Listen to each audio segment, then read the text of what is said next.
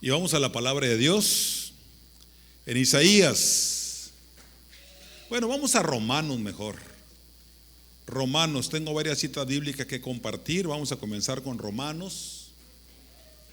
Los niños salen, por favor.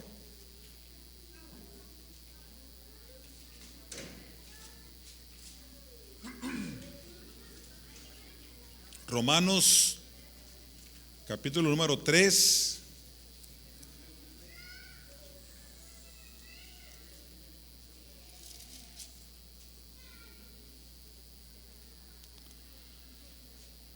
Vamos a leer del 21 al 31.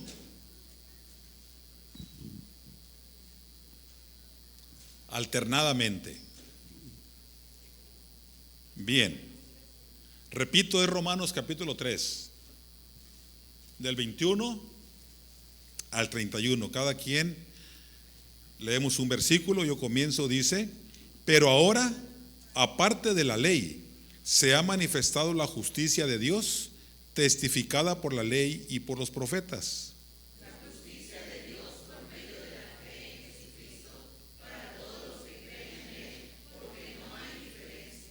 Por cuanto todos pecaron y están destituidos de la gloria de Dios, Siendo justificados gratuitamente por su gracia, mediante la redención que es en Cristo Jesús.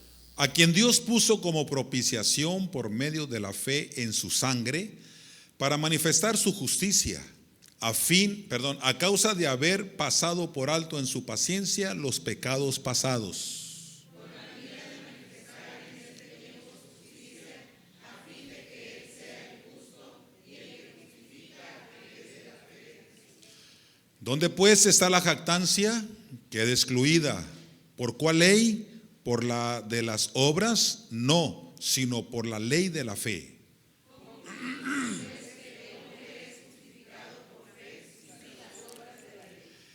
¿Es Dios solamente Dios de los judíos? ¿No es también Dios de los gentiles? Ciertamente también de los gentiles. Porque Dios es uno y Él justificará por la fe a los de la circuncisión y por medio de la fe a los de la incircuncisión. Luego, ¿por la fe invalidamos la ley? En ninguna manera, sino que confirmamos la ley. Dios bendiga su palabra. Siéntense, por favor. Bien, hermano, ya tenemos algunas reuniones hablando acerca de la humillación de nuestro Señor Jesucristo.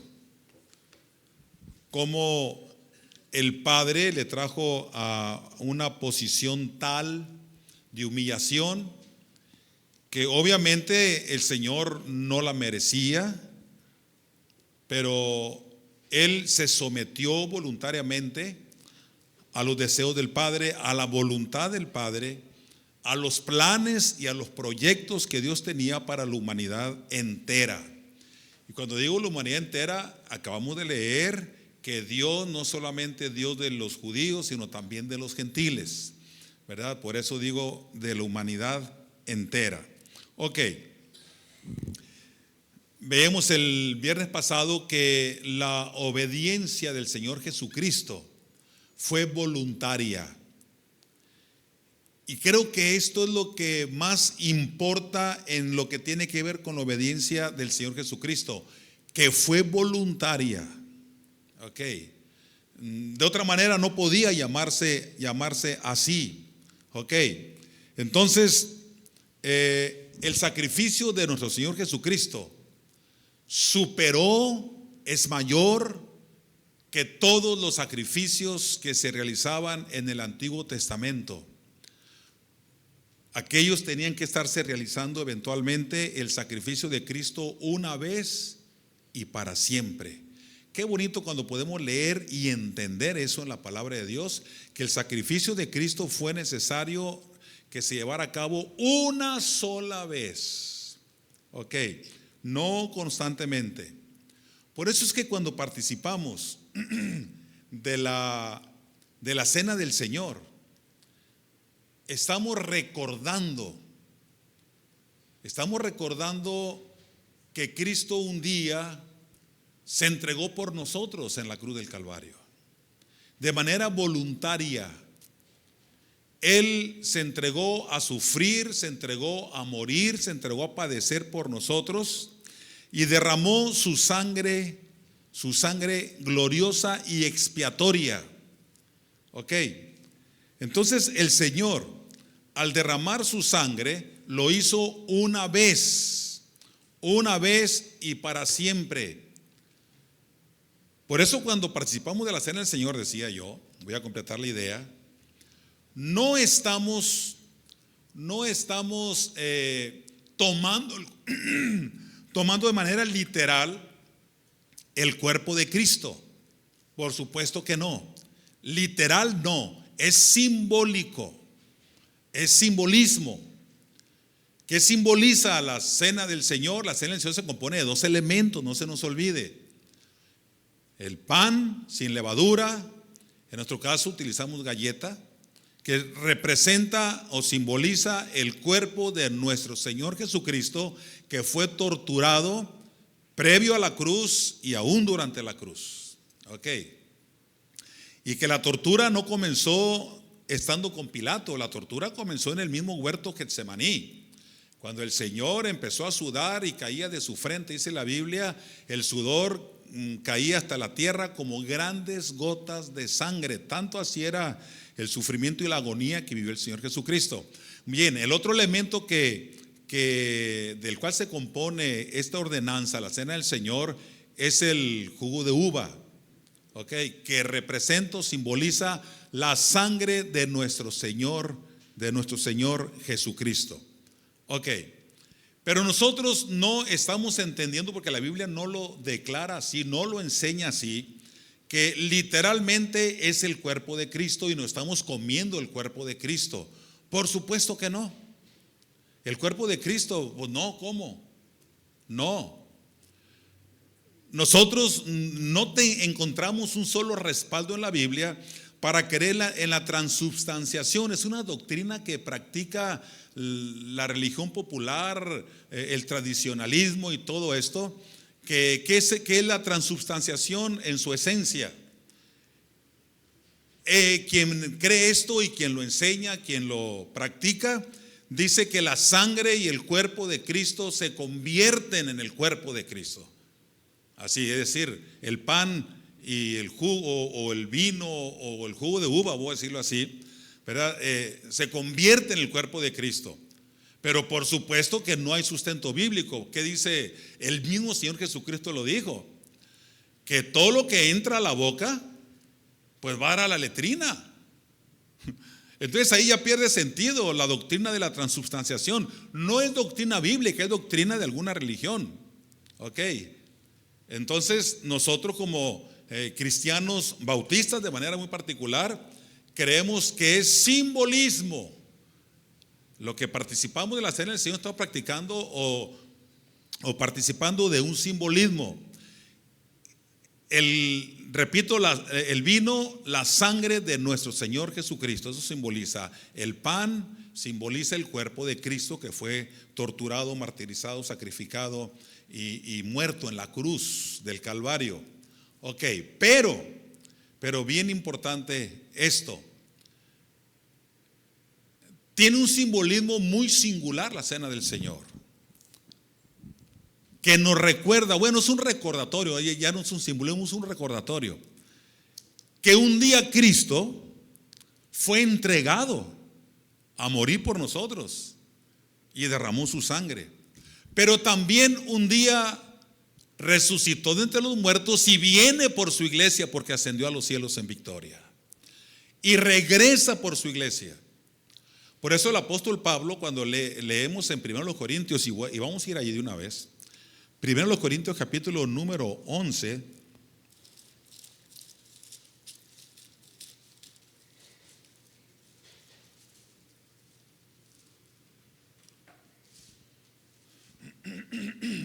dice el versículo número 25.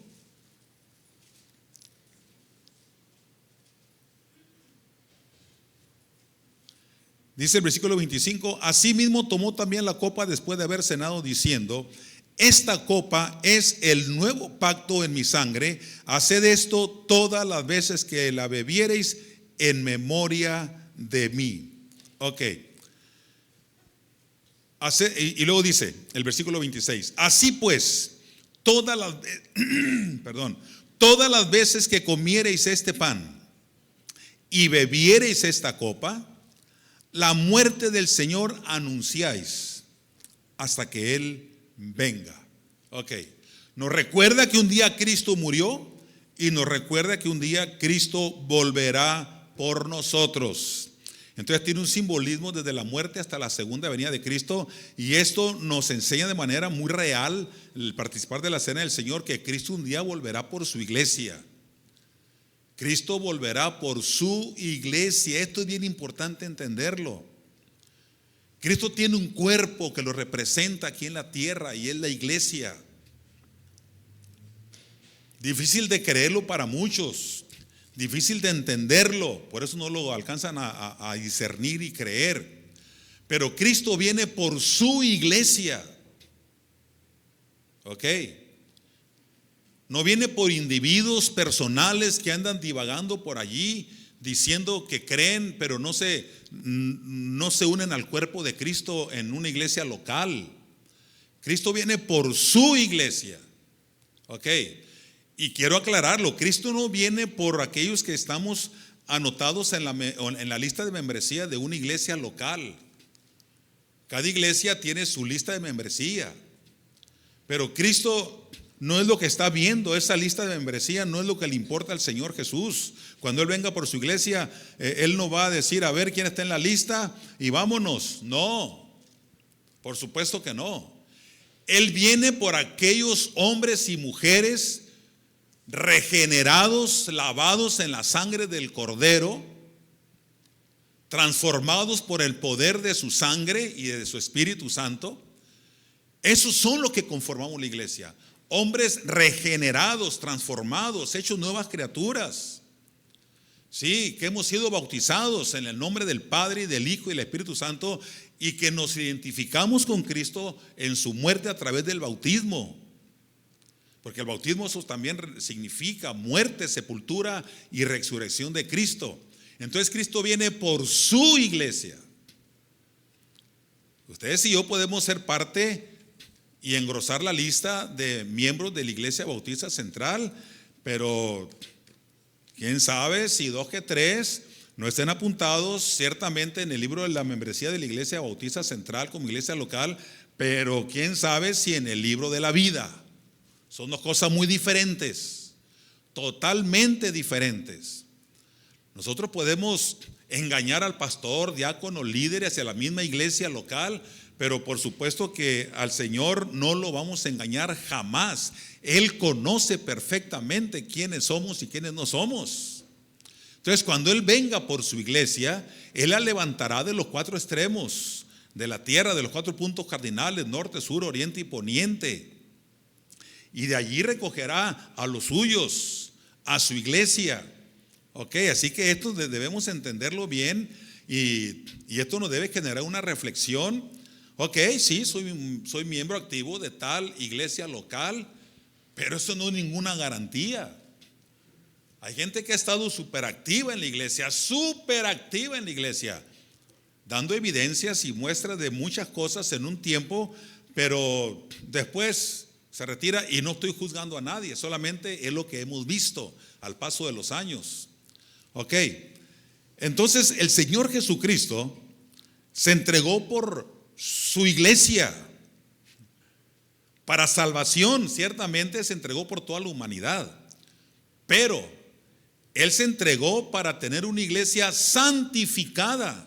¿Y quiénes conformamos esa iglesia santificada? Aquel grupo de grupo de hombres y mujeres que hemos sido sellados con el poder y la presencia del Espíritu Santo cuando Cristo llegó a nuestro corazón. Cuando reconocimos nuestro pecado, le pedimos perdón al Señor y lo invitamos a entrar a nuestro corazón, al Señor Jesucristo, y a partir de allí Él es nuestro Salvador. Y a partir de ahí ustedes y yo aparecemos inscritos en el libro de la vida si fuimos sinceros con Dios. Así me haya bautizado al siguiente día o al mes, a los 2 meses, al año, no importa. El Señor viene por su iglesia, una iglesia santificada, porque para eso Cristo murió, para santificarla. Ok, muy bien. Entonces, cuando ustedes y yo leemos en la palabra de Dios acerca de la humillación del Señor Jesucristo, repito, la obediencia del Señor Jesucristo fue voluntaria, si no, no fuera considerada obediencia. Algo forzado no puede ser obediencia, es sometimiento, y la persona puede ser sometida de muchas formas. Uno se somete voluntariamente, pero también uno se puede someter porque lo someten a la fuerza, y uno hace las cosas a la fuerza. Ok, pero el Señor Jesucristo no fue sometido, Él se sometió. No fue a la fuerza que Él lo hizo, sino lo hizo voluntariamente. Ok, vamos a ver Isaías 52:13.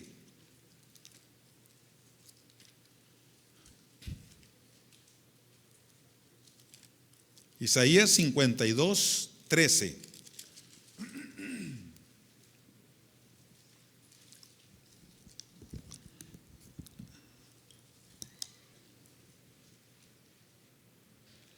Bien, voy a leer, dice así: he aquí, fíjense nada más, he aquí que mi siervo será prosperado, será engrandecido y exaltado, y será puesto muy en alto.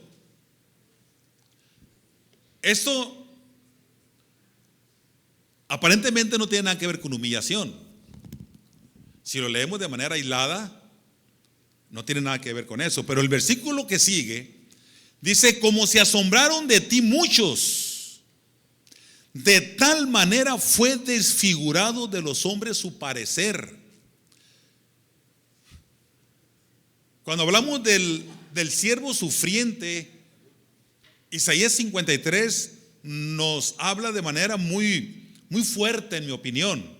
Muy fuerte el sufrimiento del Señor Jesucristo. Lo mencionamos también el viernes pasado, y los viernes que han pasado hemos hecho referencia a esto.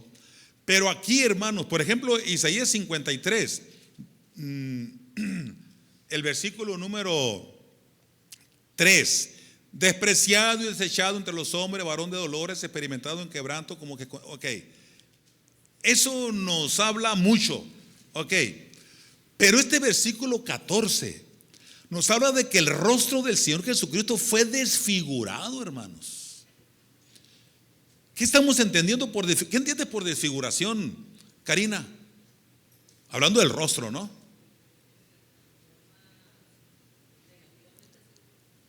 Perdió la forma, perdió la figura. Qué tremendo esto.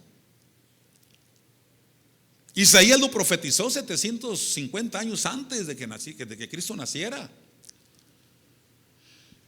Como se asombraron de ti muchos, de tal manera fue desfigurado de los hombres su parecer y su hermosura más que los hijos de los hombres. No, es que esta expresión es fuerte. Tan fuerte fue el trato que le dieron, el maltrato de los soldados romanos, el maltrato de aquellos hombres de Pilato, físicamente hablando. El viernes pasado hicimos mucho énfasis en el sufrimiento moral que él padeció. Sencillamente el menosprecio, el desprecio, el rechazo, la traición. Como un objeto fue vendido, fue negado, y hasta quien le había declarado mucha lealtad, y que yo voy a ir contigo si es necesario hasta la muerte, y aunque todos te nieguen, yo jamás te negaré. Fue el primerito que lo negó, y hasta con maldiciones. Es que terrible. Y el Señor Jesucristo lo estaba viendo. Por eso cuando lo negó por tercera vez, ya le había dicho el Señor, cuando Pedro le había prometido y le había jurado lealtad. Si es necesario ir a la muerte por ti, voy a ir por ti a la muerte. Y si es necesario morir contigo, voy a morir contigo, pero yo nunca te voy a negar. No, Pedro, antes que el gallo cante, me habrán negado 3 veces, así que mejor cálmate. No, Señor, ¿cómo es posible eso? Por eso cuando yo, Pedro, que el gallo cantó, reflexionó, entonces sí, así como le había negado con maldiciones y con juramentos, lloró con amargura en su corazón. Lloró amargamente. ¿Qué será llorar amargamente? ¿Qué será, Ismael? Llorar amargamente. Yo sé que tú nunca has llorado amargamente, llorado pero no amargamente. Digo, todos hemos llorado en un momento dado, ¿no? Pero ¿qué sentirá? ¿Qué estamos entendiendo por llorar amargamente?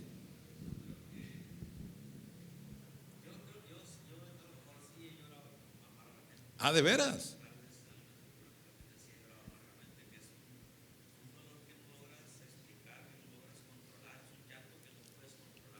¿De veras? Órale, mira, le pregunté a la persona indicada entonces, porque lo ha vivido, ¿no? Es un llanto que no puedes ni controlar ni parar cuando quieres, pues pierdes control. Órale. Llorar amargamente. ¿Y no tienes para cuándo? ¿No tienes para cuándo dejar de llorar?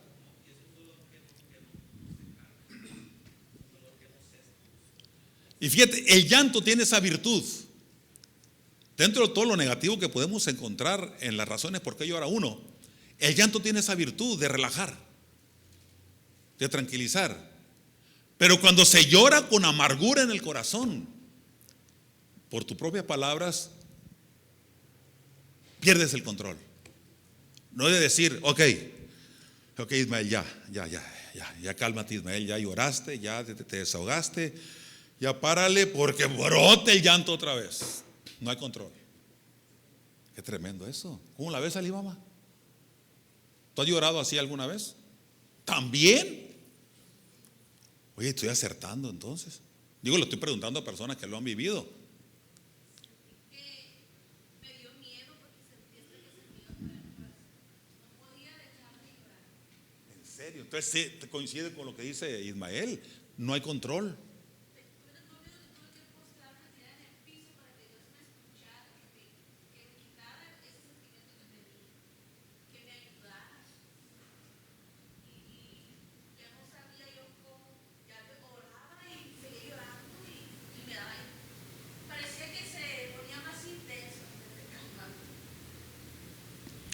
Coinciden en la descripción, ¿eh?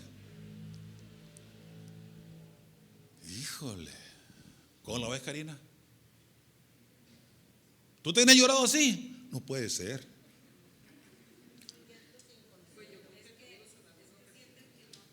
Amargamente. En serio. Yo la verdad, por la descripción que están dando, no lo sé si he llorado amargamente. Sin control, pues. ¿Tú también has llorado amargamente?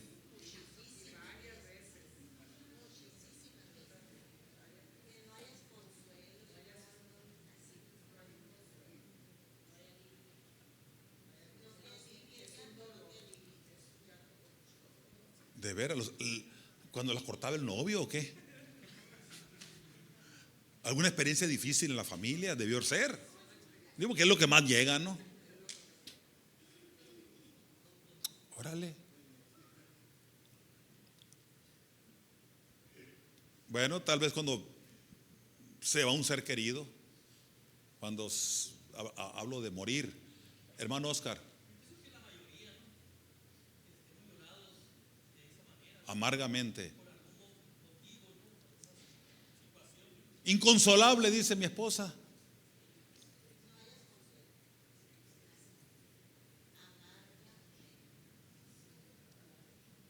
Qué tremendo eso. También tú, mira, va empezando a vivir. Siente que te falta oxígeno.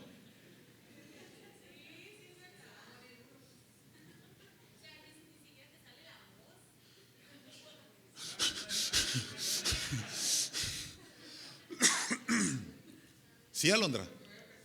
¿Será cierto eso? ¿Tú nunca lloró amargamente? ¿No crees? Qué bueno. Pues por lo que, como lo describen, debe ser terrible. Debe ser muy fuerte esa experiencia. Pues así lloró el apóstol Pedro. La Biblia lo dice, que lloró amargamente cuando escuchó que cantó el gallo. ¿Y a cuántos nos habrá cantado el gallo y nos hacemos los sordos? La está regando, cálmate, la está regando, cálmate, la está regando, cálmate. Pero la conciencia está cauterizada y no escuchamos el gallo que nos canta. Qué tremendo. Híjole. No, pues ya empecé preocupado, tener que ser velada de oración por todos nosotros. Por todos los amargados, ¿no? Híjole, abriste buena brecha, Ismael. Y es el tiempo de las confesiones ahorita. ¿Usted, hermana, también ha vivido eso? ¿En serio? Sí, sí, yo sé. Sí, yo sé. Sí. No, qué amargado va a estar tú, Miriam. Dios te ha bendecido tremendamente. Hasta dormida. Lourdes, ¿te has llorado tú alguna vez amargamente?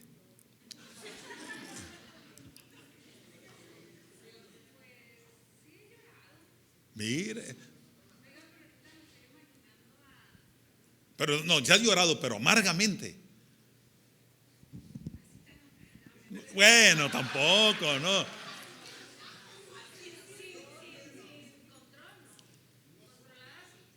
O sea, tú dices, voy a durar 15 minutos nomás y ves el reloj, 15 y punto.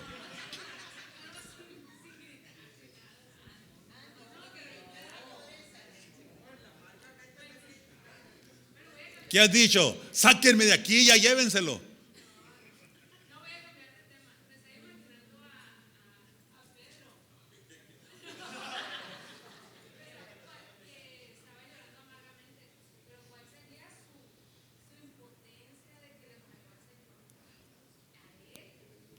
Exactamente.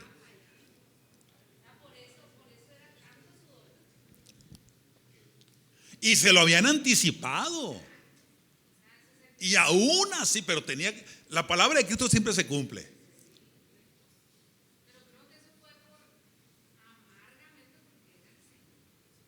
Dolor en su corazón.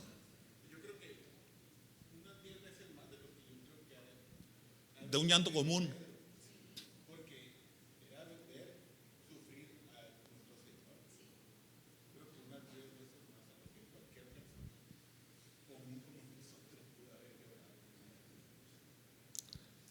Ahora imagínense, la Biblia no dice que Judas el Iscariote haya llorado, pero ¿cómo se sentiría que mejor se quitó la vida? Qué terrible, que mejor se fue y se ahorcó. Ya no hallaba cómo salir del apuro y dijo, por aquí me voy. Y se fue. Exactamente. Qué tremenda realidad. Pues sí que me pusieron a pensar. Ángel, tú tienes 23 años. ¿Has llorado amargamente alguna vez? ¿Crees que no? ¿Por una muchacha, no? ¿Cómo? ¿Por un muchacho? Ah, no. Ok. Pero qué bendición, hermanos. Porque miren, Pedro lloró amargamente, pero el Señor lo libró. Esto es lo bonito. El Señor lo restauró tremendamente.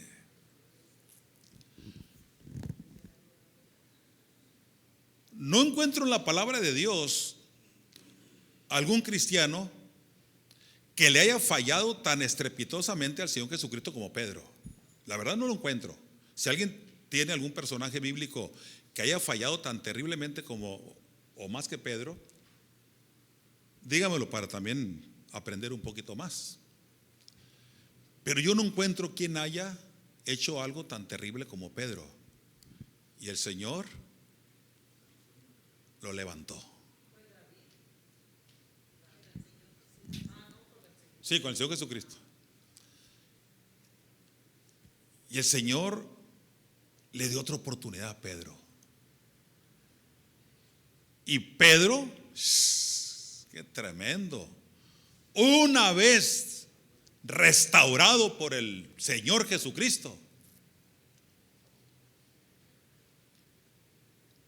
empoderado con el Espíritu Santo, presenta aquel sermón donde 3,000 gente vinieron a Cristo una sola noche, en un solo día.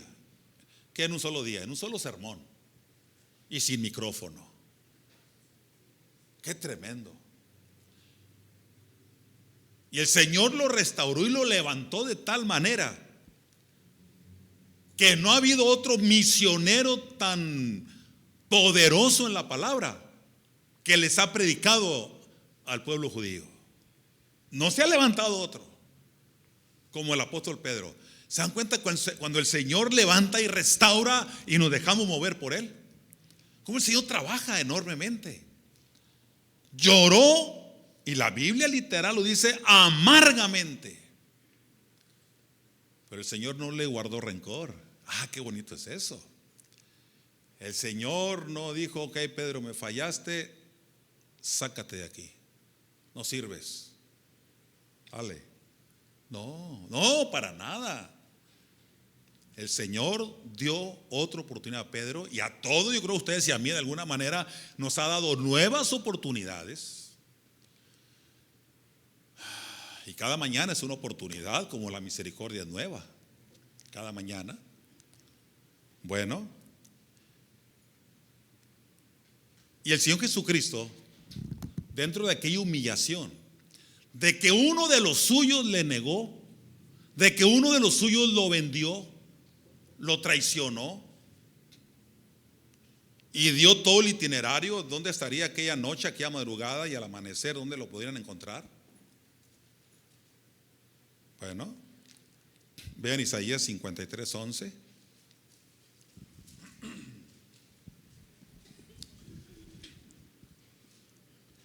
Desde el 10 vamos a leer.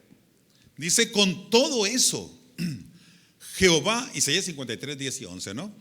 Con todo eso, Jehová quiso quebrantarlo, sujetándole a padecimiento, cuando haya puesto su vida en expiación por el pecado.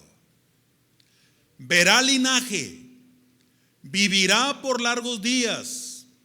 Ya aquí Isaías está profetizando resurrección de Cristo.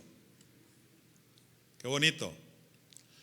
Vivirá por largos días, y la voluntad de Jehová será en su mano prosperada. Y el versículo 11, allí ya estamos incluidos usted y yo. Verá el fruto de la aflicción de su alma. Verá el fruto de la aflicción de su alma. Me llama mucho la atención esto, mis hermanos. Cómo el Señor no solamente sufrió físicamente, sino su espíritu y hasta su alma. Tremendamente. Verá el fruto de la aflicción de su alma. ¿Qué queremos decir? Miriam, ¿qué quiere decir tú cuando dices, cuando te golpeas, ¿no? Y me dices: me dolió hasta el alma, lo más profundo del ser. Lilian, ¿entendemos así la expresión? Me dolió hasta el alma, lo más profundo. Pues así fue el sufrimiento tan profundo de nuestro Señor Jesucristo y su humillación. Verá el fruto de la aflicción de su alma. Pero como el Padre entra en acción, dice: y quedará satisfecho. En medio de todo, el hijo, el siervo sufriente, siente satisfacción. ¿Y en qué consiste la satisfacción? Dice: justificará mi siervo justo a muchos y llevará las iniquidades de ellos. Justificará mi siervo a muchos. ¿Y qué significa? ¿De qué nos habla la doctrina de la justificación? La justificación es una doctrina de salvación.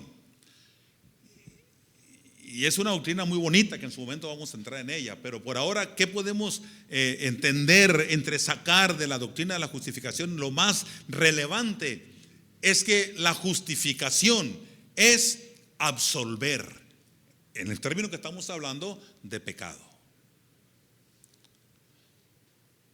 Con el precio que Cristo pagó, con su humillación y el dolor profundo hasta lo más profundo de su ser, de su alma, la aflicción de su alma, el Señor nos absolvió de pecado. Leíamos en Romanos capítulo 3, versículo número, voy a ir allí porque ya vamos a terminar, ya se fue el tiempo. Romanos 3:24. Salud. Romanos 3:24 dice: siendo justificados gratuitamente por su gracia, mediante la redención que es en Cristo Jesús, a quien Dios puso como propiciación por medio de la fe en su sangre, para manifestar su justicia a causa de haber pasado por alto en su paciencia los pecados pasados. Eso es el resultado de la humillación del Señor Jesucristo, el resultado de la aflicción de su alma, que trajo justificación, absolución de pecado, limpieza de pecado, perdón de pecados. Termino con una cita, Colosenses 2,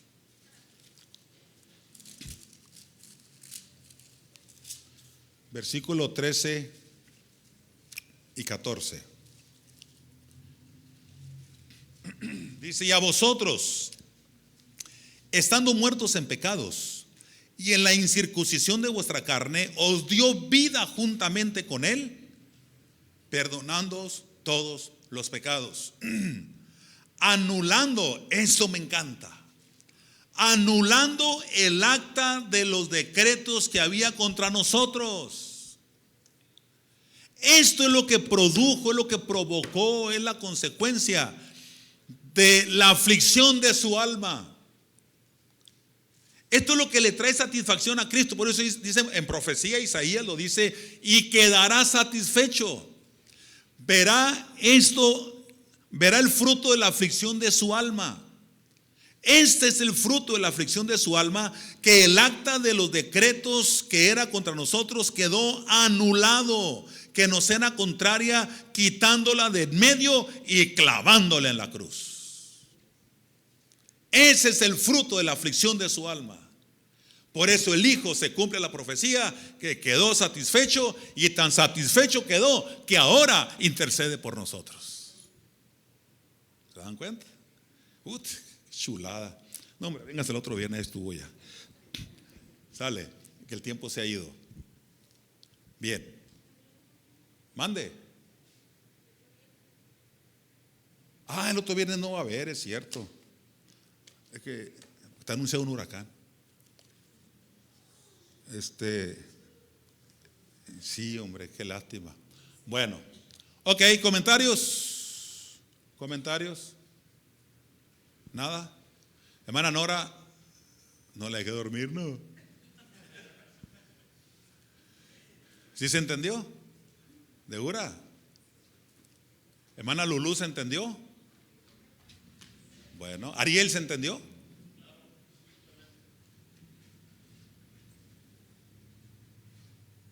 Alondra. No, quise decir, es que te tiene en mente a ti, pero volteé a ver a Alexa. ¿Se entendió? ¿Y Alondra? Sale, muy bien. Ok. Resulta que una vez Alondra toma nota. Yo dije, me da gusto que Alondra tome nota. Le voy a preguntar qué anotó ahora. Y la agarré un viernes después del culto. Y nada, apunta donde la riego. Apunta donde me equivoco. Para luego decírmelo. Pastor, aquí se equivocó. Okay. ¿Qué apuntaste ahora, Alondra? Las citas, ok, de acuerdo. Citas bíblicas, ¿no? Muy bien, de acuerdo. Entonces nos ponemos de pie. Vamos a ofrecer